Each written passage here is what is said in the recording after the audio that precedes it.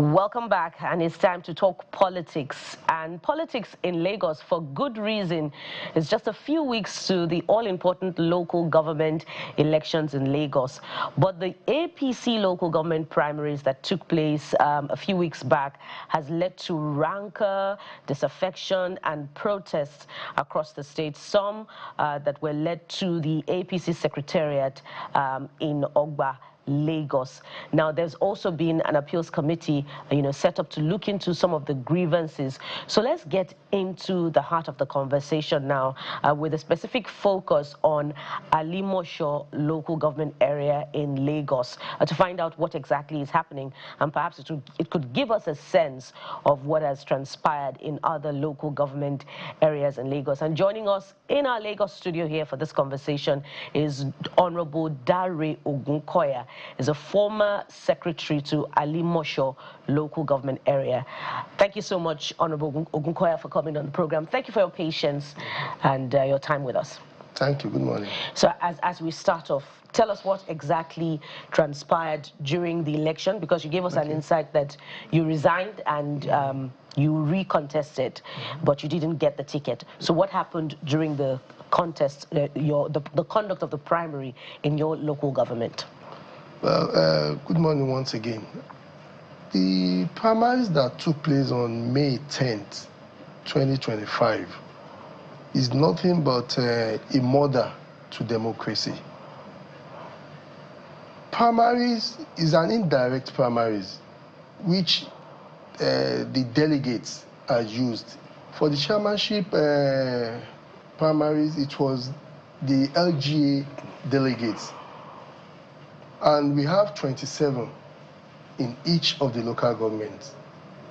Now, first of all, everybody was told to come down to ACME, that's the party secretariat, to conduct the primaries.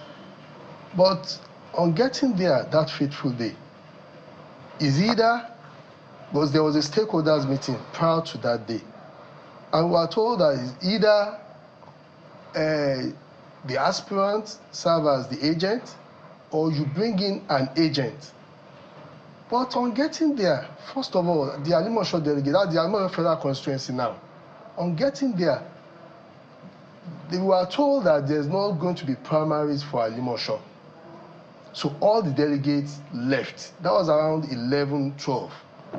So not until around 3:30, there was a message that they should start coming back for the primaries.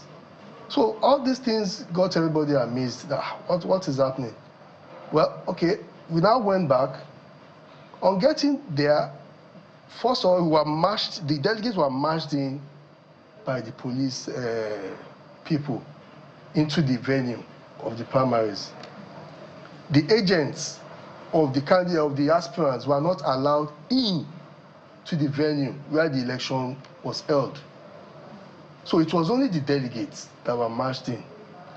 So immediately you take your vote, you are told to go out of the room, the hall where the primaries was taking place. So invariably, there was nobody monitoring the votes that were casted. And from the delegates, we were told that the box that was used to cast the vote was different from the box that was taken out for counting after like 2 hours. I think you are getting me. So it was two different boxes.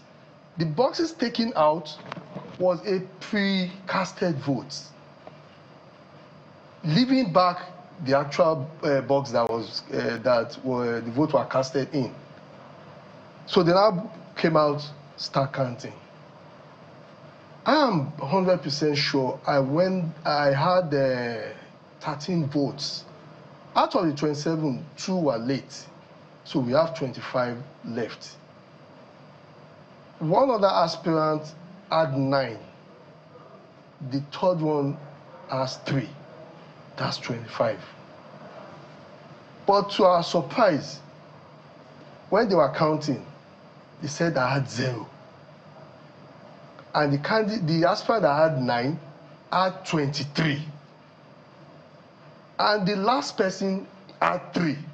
That's 26. So when you say you're sure you had 13 as against 9 and 2 or so by your calculation, Yes. but you, in your own submission, you also said you guys were not allowed in, your agents were not allowed in. Yes. How did you know you had 13? Yes, you know, this is politics.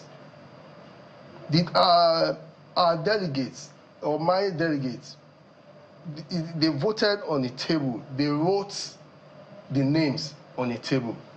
So a reasonable number of them can easily know what others wrote. What do you mean by they wrote? So, The ballot paper. Mm-hmm. They gave them a ballot paper. You write the name of your... were they allowed to come? So let's sequence it. Yeah. Were they allowed to come one after the other, or they were all lined up? No, all lined up. And it was just a long table that was there.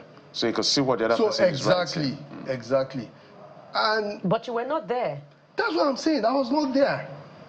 Even my agent was not allowed in. So how did you get this feedback that they were lined up and they wrote names? You know, as I've told you, this is politics. First of all, the result was 26 instead of 25. That alone is enough to nullify that election. I told you we have 25. So this is I'm having a challenge understanding the discrepancy here. Okay. Are you talking based on assumption or based on the fact that delegates reported to you? Because when you use a blanket language like this is politics, it means so many things. What do you mean by this is politics? The delegates reported to me. Even there was a press conference a day after, that's May 11th, whereby all the delegates openly to the general public that this is whom they want and this is who they voted for. So you know who supported you out of the delegates, sure. And you know those who supported the other candidates as well? Sure. What if they're lying to you? Well, they wouldn't lie. You know the reason? We wrote an appeal, and we were at the appeal venue. At the appeal venue, they only allowed the aspirants, your legal person, and the agent. But those three are not at the venue. They are not permitted by law to vote? No. They are not at the venue where the primary took place. Those three, that's the agent. They didn't allow them in, as I've said. Your legal person, they assume it was an external person. Then myself, which I'm not there. You are not allowed to vote, right? No. You can't vote now. You can't vote. Okay. So that's the three that were allowed to go in for the appeal were not at the venue.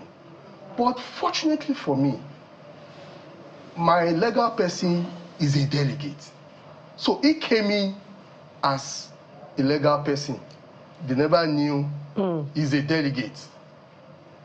Do you understand what I'm trying to say? So when we now asked to introduce ourselves, he now said he's a legal person and a delegate. So they were shocked at that point because they know he have an insight to what happened. Transpired. Exactly. So he now said, let's assume that all the delegates didn't vote for me. But he is very sure that he voted for me. Where's that one vote? And he scored me 0. So what was the answer of the appeal committee? They kept quiet. He said, where is that one vote that he gave me and scored me 0? Okay, so Honorable Gokaya, another dimension to this local government primary, particularly from Alimosho, is what was known to be a stronghold of former Minister of Interior and former Governor of Osho State, Rauf Aregbesola. But since his exit from the party and the exit of his group, it seems it's no longer, things are no longer the same. He no longer controls the structure. Is that what you believe has happened to the aspirants in much of Alimosho local government area and the surrounding LCDAs? Perhaps the other group wants you guys out. Yes, let me first of all state this. Alimosho people is 100% in full support of Asiwaju Bola Ahmed Tinubu. I think including the Aregbe group. There's nothing as Aregbe group again. Aregbe is gone. You understand? See, everybody has his life and his politics to play. Aregbe is gone. We have Asiwaju Bola Ahmed Tinubu, that's the president, on seat now, and we are 100% loyal to him. Some people are just mischievous. Using that, definitely everybody knows there's a feud between the president and Aregbe Shola. So they're just trying to use that against some people. Everybody, 98% of politicians in Alimosho formerly belong to the camp of Aregbe Shola. And I'm telling you categorically that he's gone.